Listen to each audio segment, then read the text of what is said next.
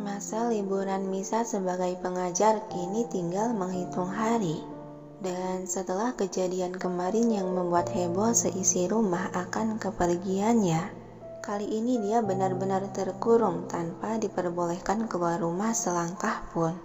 Sedangkan dua adik iparnya tengah menikmati masa liburan dengan satu berlibur ke luar negeri, dan yang satu lagi touring keliling tempat wisata alam di seluruh Indonesia. Bosun. Gumam Misa disertai helaan napas panjang sembari merebahkan kepala ke atas meja makan, yang saat ini dia tengah menunggu makan siang disajikan.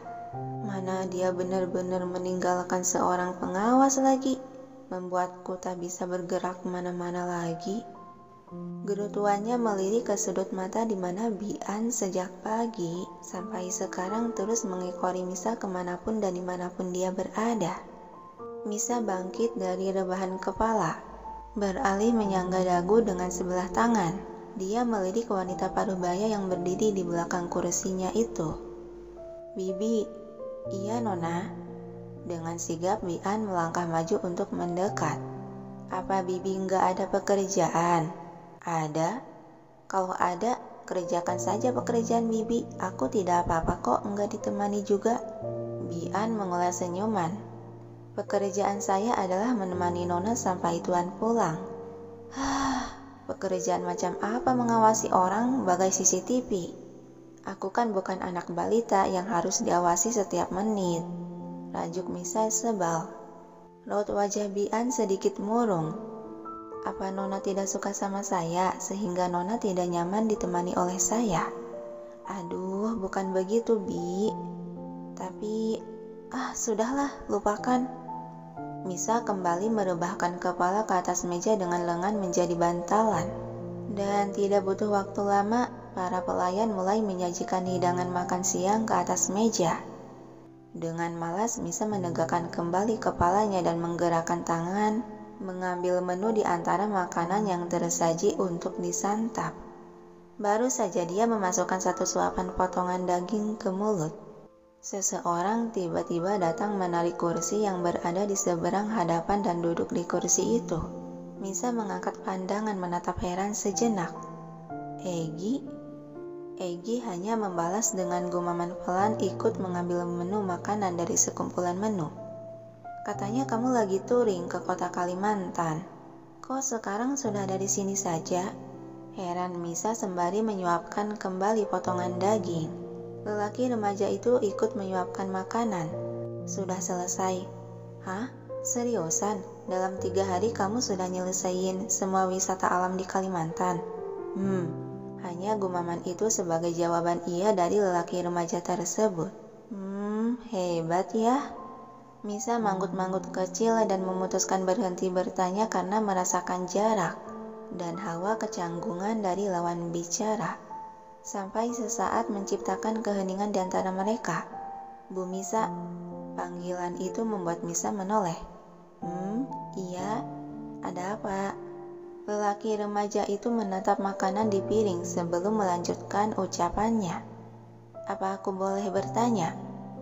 Misa mengangguk mengiyakan sambil mengambil menu lain untuk dimakan. "Katakan saja, Egi. Jangan sungkan. Sekarang kan kita sudah jadi keluarga." Hembusan napas panjang Egi kembali melanjutkan menyuapkan makanan. "Tidak jadi." Kok gitu? Memangnya kamu mau bertanya soal apa? Apa soal pelajaran atau apa gitu? Sejenak Egi menghentikan pergerakan menyuapkan.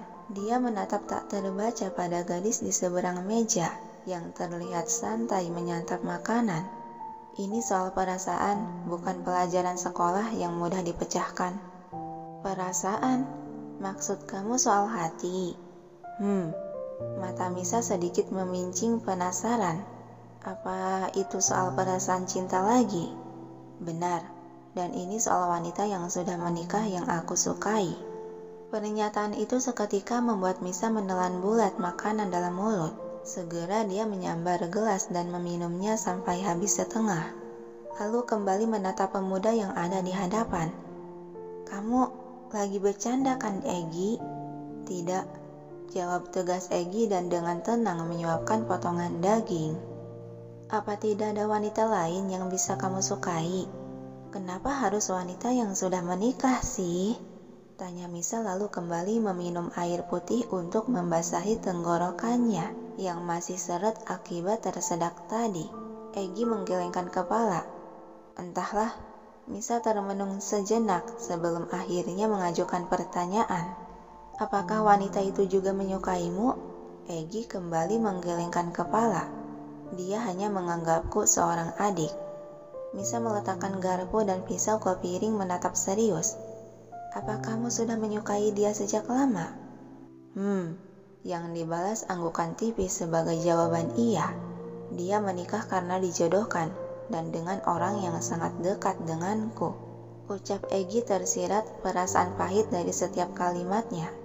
Seketika Misa terdiam, menatap iba akan kisah cinta yang tak tersampaikan pria remaja itu. Malangnya nasibmu, Egi, mencintai tapi telah dimiliki orang lain. Ternyata ada juga sebuah cinta yang semenyedihkan sepertimu, Egi. Batin Misa merasa kasihan ikut berduka hati. Misa menghela napas panjang sebelum berucap, Egi, kamu tuh pria yang baik. Aku yakin akan ada wanita yang jauh lebih baik dari wanita yang mengabaikan perasaanmu. Jadi menurutku bukalah hatimu untuk calon wanita yang akan menjadi calon ibu bagi anak-anakmu di masa depan. Dan hapus perasaanmu terhadapnya sesegera mungkin. Karena mau kamu berusaha pun itu akan percuma kalau dia sudah menjadi milik pria lain. Perkataan tersebut membuat Egi tertegun menatap dalam diam. Apa ini artinya aku harus benar-benar merelakanmu? Batinnya. Hembusan napas panjang Egi sembari mengalihkan tatapan ke arah piring. Akan aku coba. Seulas senyuman manis nan hangat merekah indah di bibir Misa. Nah gitu dong. Insya Allah kamu pasti akan mendapatkan jodoh yang jauh lebih baik dari wanita itu. Egi hanya bergumam pelan dengan tatapan tak lepas menatap terpesona akan senyuman yang terukir di wajah cantik gadis di hadapannya. Dan Bian yang sedari tadi berdiri berada di sana mengamati dan mendengarkan obrolan mereka berdua. Saya harus melaporkan ini pada Tuan. Dia mengirimkan rekaman sebuah video yang sengaja dia rekam tadi pada sang majikan.